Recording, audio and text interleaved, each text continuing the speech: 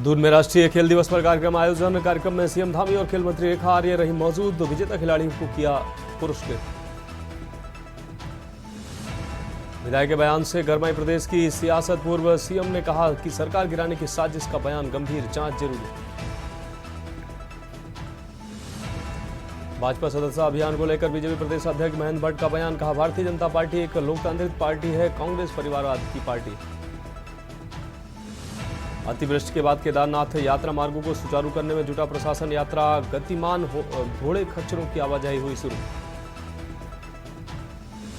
देश दुनिया में महकेगा प्रदेश के इत्र की खुशबू। 3 करोड़ लागत से बनाई जा रही आधुनिक प्रयोगशाला। देहरादून में 12 घंटे से लगातार हो रही बारिश। देहरादून, उत्तरकाशी और बागेश्वर में भारी बारिश की संभावना। कई स्थानों पर जल भराव की स्थिति बनी। आप देख रहे हैं के न्यूज, खबरों का सारथी। नमस्कार, उत्तराखंड की खबरों के साथ मैं हूं मनोज मानस और अब खबरें विस्तार से। राष्ट्रीय खेल दिवस के अवसर पर खेल विभाग द्वारा परेड ग्राउंड स्थित बहुउद्देशीय क्रीड़ा गृह में कार्यक्रम का आयोजन किया गया। आपको बता दें, जिसमें मुख्यमंत्री पुष्कर सिंह धामी, खेल मंत्री रेखा आर्य, विधायक खजान दास मौजूद रहे। कार्यक्रम की शुरुआत मेजर ध्यानचंद के चित्र पर पुष्प अर्पित कर किया गया। इस दौरान राष्ट्रीय अंतर्राष्ट्रीय खेल प्रतियोगिताओं में विजेता खिलाड़ियों को सम्मानित किया गया और चेक व धनराशि वितरित की गई। इस अवसर पर मुख्यमंत्री ने कहा कि हमारे खिलाड़ी प्रदेश का नाम रोशन करें, इसके लिए हम खेल नीति लाए हैं। इसमें खिलाड़ियों को प्रोत्साहन करने व सुविधाओं को बढ़ाने का कार्य किया गया है। वहीं खेल मंत्री रेखा आर्य ने कहा कि खिलाड़ियों की सुविधा बढ़ाने के लिए स्पोर्ट्स कॉलेज को उच्चीकृत करके डिग्री कॉलेज बनाया जाएगा और यूनिवर्सिटी के साथ एफिलिएट किया जाएगा।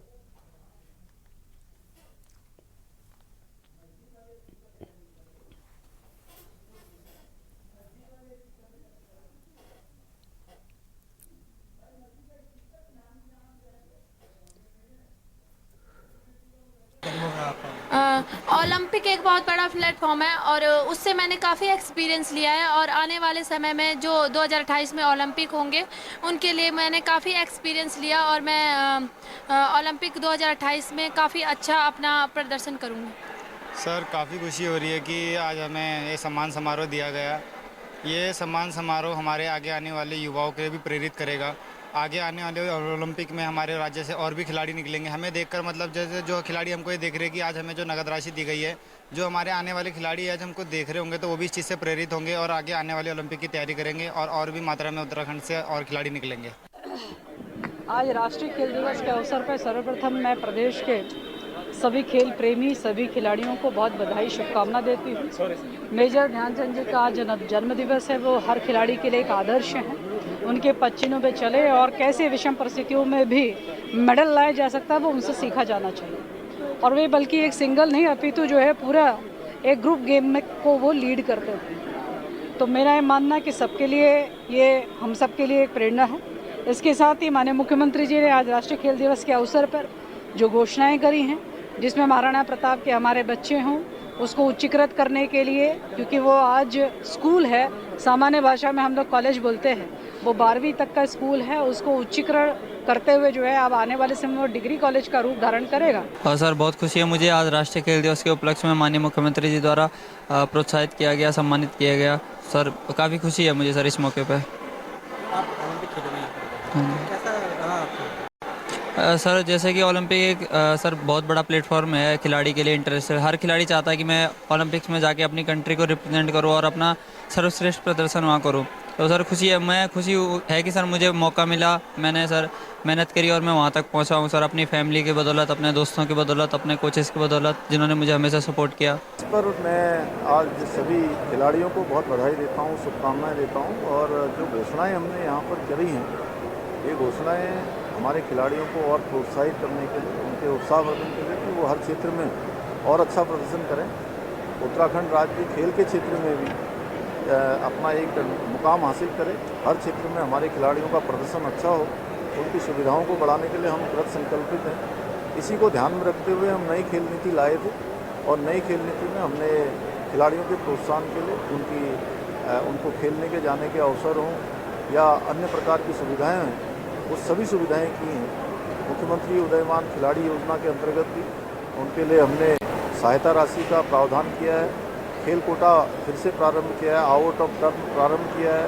जो राष्ट्रीय अंतर्राष्ट्रीय स्तर पर जो खिलाड़ी हमारे पदक प्राप्त कर रहे हैं उनके प्रोत्साहन के लिए भी हमने धनराशि की व्यवस्था की है, सहायता राशि की व्यवस्था की है। अब बढ़ेंगे अगली खबर की ओर। रामनगर में कोटद्वार रोड पर स्थित पर्वतीय सभा में भाजपा के सदस्यता अभियान को लेकर आयोजित कार्यकर्ताओं की कार्यशाला में पार्टी के जिलाध्यक्ष प्रताप बिष्ट ने कार्यकर्ताओं को संबोधित किया। कार्यक्रम में रामनगर विधायक दीवान सिंह बिष्ट एवं नगर अध्यक्ष मदन जोशी के अलावा कई कार्यकर्ता मौजूद रहे। कार्यशाला में बोलते हुए जिलाध्यक्ष प्रताप बिष्ट ने बताया कि पार्टी के सदस्यता अभियान को पूरे देश में संगठन के रूप में मनाया जा रहा है। उन्होंने बताया कि देश के प्रधानमंत्री मोदी को 2 अक्टूबर को पार्टी के राष्ट्रीय अध्यक्ष जेपी नड्डा पार्टी की संस्था ग्रहण करेंगे व उसी दिन इस अभियान का शुभारंभ होगा।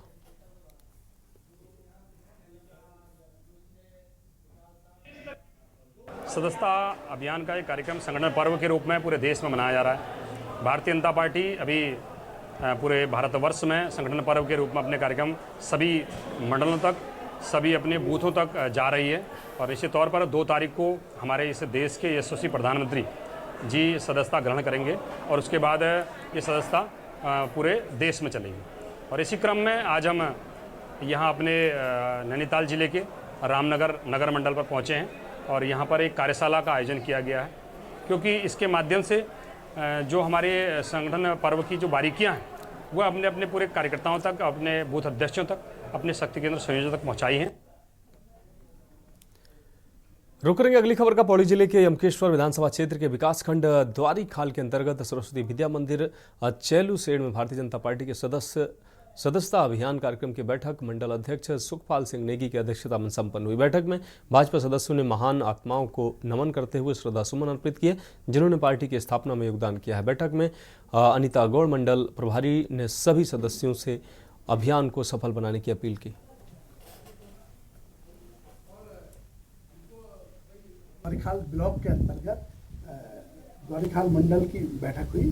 सदस्यता अभियान के प्रभारी हमारे मोहन सिंह नेगी जिला उपाध्यक्ष और जो हमारे द्वारीखाल ब्लॉक के प्रभारी थे, आज उन्होंने बैठक ली और भाजपा के समस्त कार्यकर्ताओं, मंडल के कार्यकर्ता थे और सबको आज आह्वान किया गया कि घर घर जाकर हम लोग भाजपा के सदस्य बनाएंगे और 2 तारीख से जो ऑनलाइन सदस्यता अभियान उसको मजबूती से हम लोग आगे बढ़ाएंगे। रुक करेंगे अगली खबर का। जनपद पौड़ी में मत्स्य पालन को बढ़ावा देने के लिए अब मत्स्य विभाग द्वारा समूह के माध्यम से जनपद में मत्स्य पालन को बढ़ावा दिया जा रहा है। आपको बता दें, जिला मत्स्य अधिकारी अभिषेक मिश्रा ने बताया कि पहले देखा जाता था कि पहाड़ी काश्तकार मत्स्य पालन के लिए मिलने वाली सब्सिडी का लाभ नहीं उठा पा रहे थे, क्योंकि 50 से 60% सब्सिडी के बावजूद 40% का योगदान है उन्हें स्वयं वहन करना पड़ता था, जिसके लिए वह बैंकों व अलग अलग माध्यमों से ऋण लिया करते थे। मगर यह प्रक्रिया जटिल होने के कारण कई काश्तकार इस योजना का लाभ नहीं उठा पा रहे थे।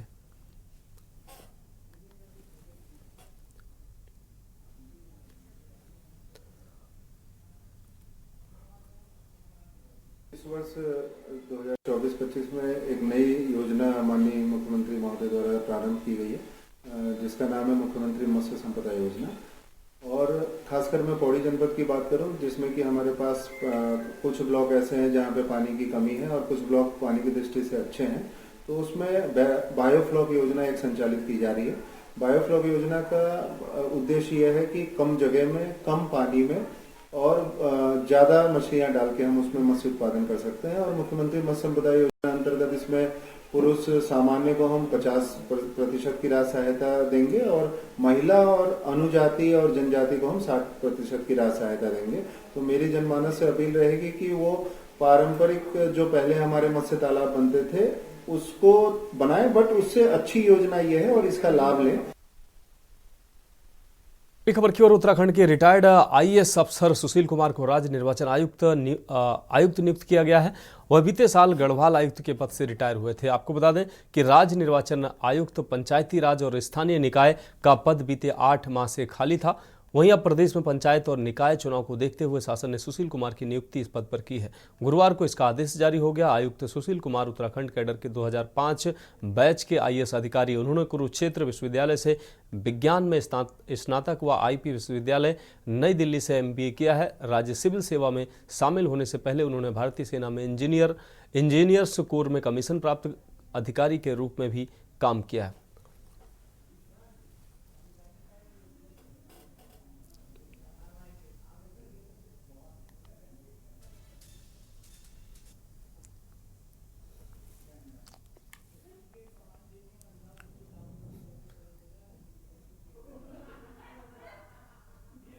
अब बढ़ेंगे अगली खबर की ओर। रामनगर से खबर है, जहां आपको बता दें कि ग्राम पुछड़ी क्षेत्र में पिछले कई दिनों से ग्रामीण वन विभाग की भूमि पर बसे हुए हैं तथा इन लोगों को वन विभाग द्वारा सरकारी भूमि पर अतिक्रमण कर इन्हें हटाने की कार्रवाई की जा रही है तथा इस मामले में पूर्व में भी प्रदेश सरकार द्वारा सरकारी भूमि पर अतिक्रमण करने वाले लोगों के खिलाफ कार्रवाई करने का आदेश दिया जा चुका है। सरकार के आदेश के बाद पिछले कई दिनों से तराई पश्चिम वन विभाग इस क्षेत्र में वन भूमि पर बसे लोगों को अतिक्रमणकारी मानकर उन्हें हटाने की कार्रवाई में जुटा हुआ है। इस मामले में अधिकारियों द्वारा यहां रह रहे लोगों को नोटिस देने की कार्रवाई भी की जा चुकी है।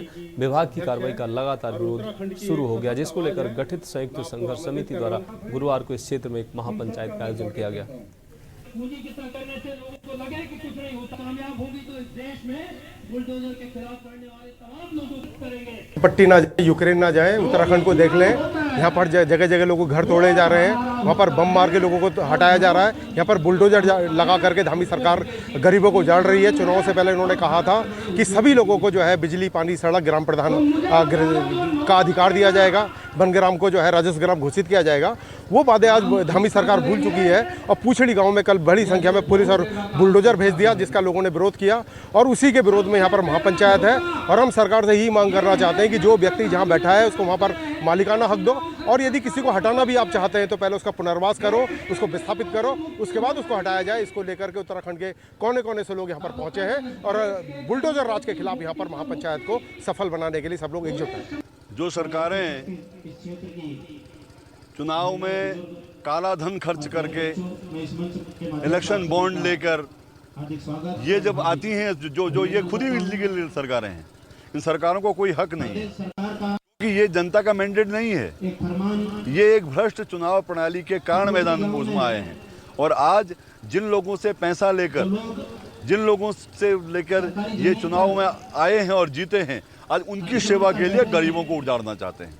ये जंगल, ये नदी, ये सारी जमीनें इन्होंने नहीं बनाई हैं।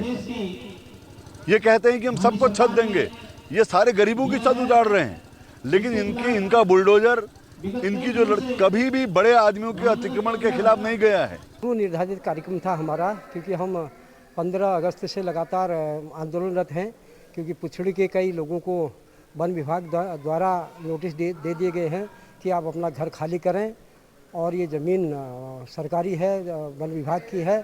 तो इसके लिए हम आंदोलनरत हैं, क्योंकि ये बस्ती जो है 50-60 साल इसको हो चुके हैं बसे हुए, और आज कहा जा रहा है कि आप अतिक्रमणकारी हैं और हमको हटाने का जो प्रयास किया जा रहा है, इसके विरोध में अपने घर बचाने के लिए हमने ये आज महापंचायत की। बढ़ेंगे अगली खबर की ओर। कोटद्वार में 1.5 साल पहले अवैध खनन के कारण ध्वस्त हुए मालन पुल का निर्माण आज तक नहीं हो पाया। आपको बता दें जिसके कारण भावर क्षेत्र की 50,000 से अधिक की आबादी को भारी असुविधा का सामना करना पड़ रहा है। मालन पुल का पुनर्निर्माण करीब 26 करोड़ 65 लाख की लागत से हो रहा है, जिसकी धीमी गति के कारण लोग धीमी गति के कार्य को लेकर खुद डीएम संबंधित ठेकेदार को कई बार फटकार लगा चुके हैं। खुद गढ़वाल सांसद अनिल बलूनी भी पुल निर्माण की गति को लेकर नाराजगी जाहिर कर चुके हैं। देखिए, राज्य कोटद्वार में जो विधायक है वो राज्य की विधानसभा अध्यक्ष है। मैंने उनको कई बार देखा कि वो अधिकारियों के सामने गिड़गिड़ाती हैं। अरे आप विधानसभा अध्यक्ष हैं, आपका कहना अधिकारी नहीं मानते, आपका कहना कर्मचारी नहीं मानते। पिछले 1.5 साल से पुल टूटा हुआ पड़ा है, लेकिन कोई उस पर कार्रवाई नहीं हुई, और जब बरसात आई तो उन्होंने काम शुरू कर दिया। तो ये तो सीधी सी बात। हमारे जो यहाँ की विधायक मैडम है और लोग विधानसभा की जो अध्यक्ष हैं, उनसे पूछा मैंने, तो मैडम ने मेरे से जवाब दिया कि दिसंबर तक पुल तैयार हो जाएगा। तो अगर दिसंबर तक पुल तैयार हो जाता तो बड़ी खुशी बात है, दुनिया में एक खुशी लहर दौड़ जाएगी। और ऐसे ही हवा में पुल बन रहे हुए तो बात दूसरी है, लेकिन हर आदमी से मैं यही बोलता हूँ कि मैडम ने बताया कि। अब बढ़ेंगे अगली खबर की ओर। एक मामले में हाईकोर्ट ने बनभूलपुरा हिंसा के 50 आरोपियों को एक साथ जमानत दे दी। इसकी वजह आपको बता दें पुलिस बनी है, पुलिस की लापरवाही इसकी वजह बताई जा रही है। चार्जशीट को 3 माह के भीतर न्यायालय में पुलिस को प्रस्तुत करना था, लेकिन पुलिस उसे 4 माह बीतने के बाद भी पेश नहीं कर सकी। बावजूद इसके निचली अदालत ने तो आरोपियों की जमानत खारिज कर दी थी, लेकिन हाईकोर्ट ने सभी को एक साथ जमानत दे दी। इन 50 आरोपियों के साथ अब तक कुल 51 आरोपियों को जमानत मिल चुकी है। बनभूलपुरा हिंसा मामले में 3 अलग अलग मुकदमे दर्ज किए गए थे। पहला मुकदमा नगर निगम की ओर से, दूसरी बनभूलपुरा थाना और तीसरा तत्कालीन मुखानी थाना अध्यक्ष प्रमोद पाठक ने दर्ज कराया था। इस मामले में 107 लोगों की गिरफ्तारी हुई, जिसमें महिलाएं भी शामिल हैं। आरोपियों पर बलवा समेत कई गंभीर धाराओं के साथ यूएपीए भी लगाया गया। इन तीनों मामलों की जांच सीओ रामनगर, सीओ भवाली और सीओ लालकुआं कर रहे थे। नियम के मुताबिक मुकदमा दर्ज होने के 90 दिन यानी 3 माह के भीतर पुलिस चार्जशीट न्यायालय में दाखिल करनी होती है, लेकिन पुलिस ऐसा नहीं कर पाई। 3 माह गुजरे तो आरोपियों की ओर से निचली अदालत में जमानत याचिका लगाई गई, लेकिन अदालत ने इसे खारिज कर दिया। आरोपियों पर लगे गंभीर आरोपों और मामले की गंभीरता को देखते हुए निचली अदालत ने उन्हें जमानत से इनकार कर दिया। इसके बाद सभी आरोपियों ने हाईकोर्ट का रुख किया, जहां से उन्हें जमानत मिल गई। जैसा कि आप लोगों के संज्ञान में है कि माननीय उच्च न्यायालय ने कल लगभग 50 के आसपास लोगों को जमानत दी है और कुछ अभी मैं मीडिया में देख रहा था, उसको इस तरह से उसको दिखाया जा रहा है कि चूंकि इसमें 90 दिन के अंदर चार्जशीट फाइल नहीं हो पाई थी, इसलिए उसमें जमानत मिली है। इसमें तथ्य ये है कि 90 दिन का जो टाइम लिमिट है वो सामान्य केसेस के मामले में होती है, लेकिन जिन मामलों में यूएपीए लगता है उसमें ये एक्सटेंडेबल टू 180 डेज़ होती है। तो इस प्रकरण में भी इन तीनों मुकदमों में यूएपीए लगा था और इस हिसाब से जो उसका जो एक्सटेंडेबल टू 180 डेज़ था, इसी आधार पर माननीय जो लोअर कोर्ट है उसने उक्त आरोपियों को जमानत नहीं दी थी।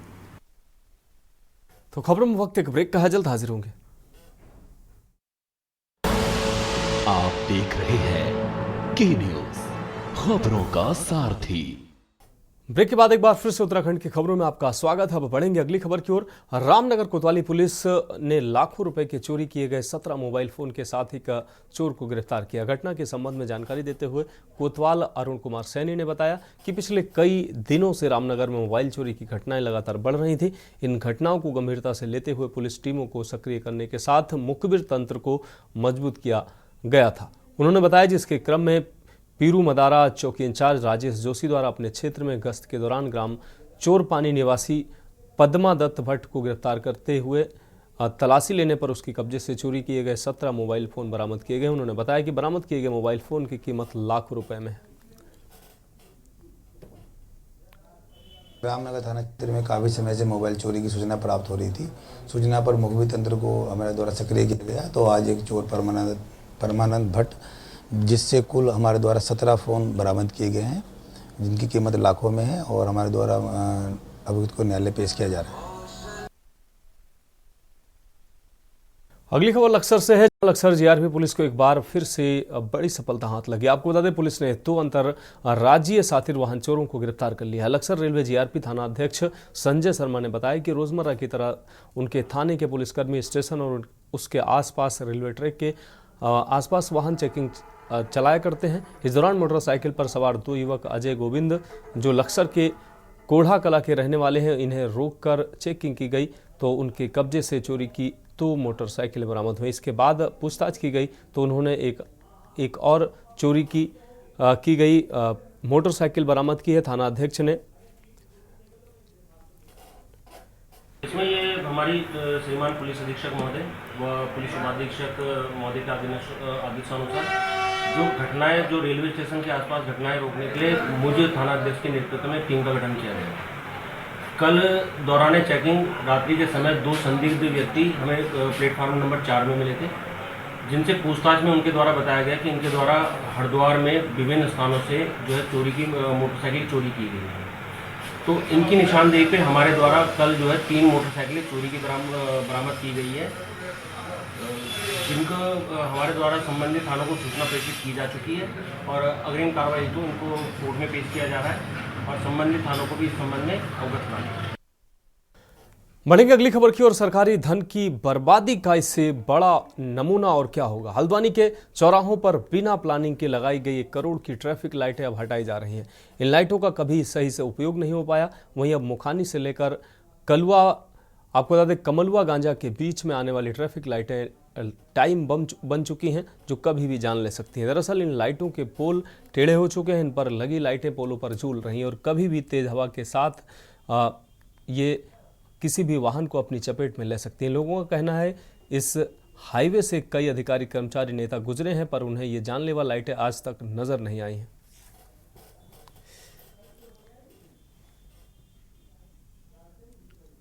ये ट्रैफिक के लिए मेरे द्वारा एक व्हाट्सएप नंबर जारी किया गया है। किसी भी अधिकारी को या किसी भी व्यक्ति को अगर किसी कहीं जगह पार्किंग जगह पर उसका फोटो खींच के और उसका करंट लोकेशन शेयर करके व्हाट्सएप नंबर पे उसको शेयर कर देंगे तो उसका हमारे द्वारा चालान कर दिया जाएगा। छोटे से चौराहे में स्ट्रीट लाइट की पहले जरूरत ही नहीं थी। इतना ज़्यादा जो खर्चा करके स्ट्रीट लाइटें लगाई गई, जाम में स्थिति हुई, उसके बाद इनको हटानी पड़ी। उसके बाद इनको पूरा हटाना चाहिए था, इसकी मरम्मत करनी चाहिए थी। आज स्थिति ये हो रही है कि ये किसी के ऊपर भी गिर सकती है, जान माल का इसका खतरा है। नगर निगम इसकी देखभाल करे। वैसे पैसा भी मिसयूज हुआ है। इतने चौड़ी रोडें हैं नहीं यहाँ पर जो ये स्ट्रीट लाइट लगाने जाए। इसकी व्यवस्था या तो सुचारू रूप से करी जाए या इसको भी हटा दिया जाए। हादसा हो सकता है, सरकार के पैसों का सब मिसयूज हो रहा है और प्रशासन जागा हुआ नहीं है, खाली अतिक्रमण में लगा पड़ा हुआ है। करोड़ों रुपये प्रशासन का इसमें खर्च हुआ है और ये कभी भी किसी के ऊपर एक हादसा हो सकता है बहुत बड़ा, और जिसमें जहाँ ये प्रशासन की बहुत बड़ी लापरवाही है जो कि इसको सही करने के लिए कोई भी विभाग इसको देखने नहीं आता। ये देख नहीं रहा, मैं तो खुद यहाँ से घबरा के जाता हूँ। ये कभी भी किसी के सर पे गिर जाए, किसी की गाड़ी पे गिर जाए, नुकसान किसका है? पब्लिक का नुकसान है। और क्या है, ये सरकार देखती तो है नहीं ये चीज़ें तो रोड है कितनी गंदी है, इनमें सफाई करानी चाहिए। रोड है बना तो रहे हैं लेकिन सफाई कहाँ है? सफाई तो होनी चाहिए लोगों को। बढ़ेंगे अगली खबर की ओर। कालसी वन प्रभाग के टिमली रेंज अंतर्गत टिमली गांव में उस समय अफरा तफरी का माहौल बन गया जब जंगल से भटक कर एक भारी भरकम लंबे सींगों वाला नरसांभर गांव में घुस गया। गांव में घुसे नरसांभर को ग्रामीणों को देखकर वह बदहवास हो गया। बदहवास नरसांभर दौड़ते हुए एक नाले में जा गिरा। नाले में गिरकर नरसांभर की जान पर बनाई।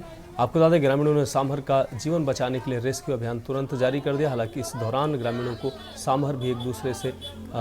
ग्रामीण और सांभर भी एक दूसरे से डर रहे थे, लेकिन ग्रामीणों ने साहस का परिचय देते हुए सांभर को नाले से बाहर निकाला। इस दौरान सांभर थोड़ा घायल भी हो गया था, लेकिन ग्रामीणों ने स्वयं उपचार कर वन विभाग को नर सांभर के गांव में घुसने की सूचना दी। सूचना पर पहुंची वन विभाग की टीम ने सांभर को अपने कब्जे में लेकर उसे सुरक्षित जंगल में छोड़ दिया।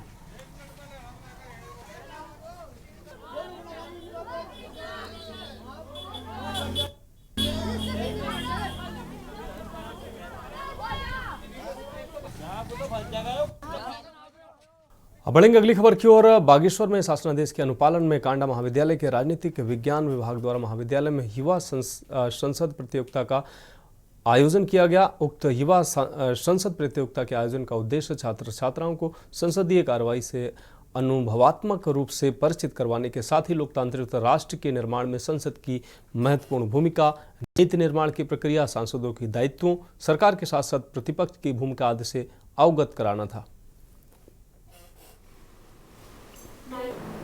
भारत सरकार के तत्वाधान में आज